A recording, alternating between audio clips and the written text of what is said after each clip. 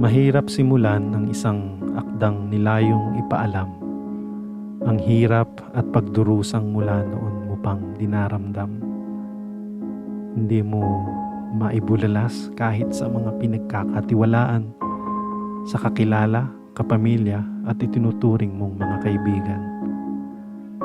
Masidhi ang pakiramdam na walang sayo ay makakaintindi sa kalungkutang iyong nadarama at minsan ding sinasabi, sapagkat akala nila'y ayos ka, nakangiti, nabubuhay ng masaya, ngunit sa likod nito'y pait, humihikbing puso, lumuluhang mga mata. Mula sa iyo ay wala silang maririnig na malungkot o negatibo. Laging sigasig at galak ang pangharap mo sa mga tao. Tumatak tuloy sa kanilang mga isipan na ikaw ay malakas, ikaw ang maaasahan at sa problema nila ay lunas. Pero kaya mo pa ba? Tanong mo ngayon sa sarili. Pagpapanggap mo ba ay magbubunga sa iyo ng mabuti? Hindi mo na ba natatalos kung alin pa ang tama at ang mali?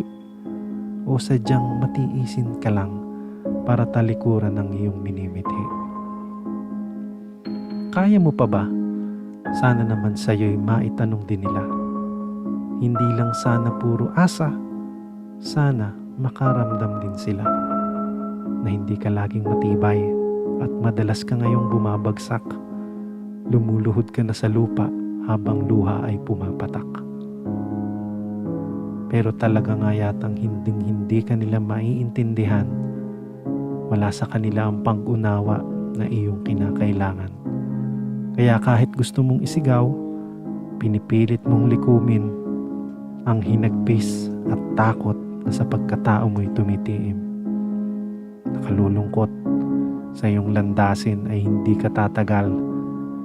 Malayo iyan sa layunin kung bakit ka sa mundong ito'y iniluwal. Pagpaumanhin mo, pero nakikita kong papaubos ka na sa sitwasyon ngayon at sa darating. Sana nga ay kaya mo pa. Sana nga ay kaya mo pa.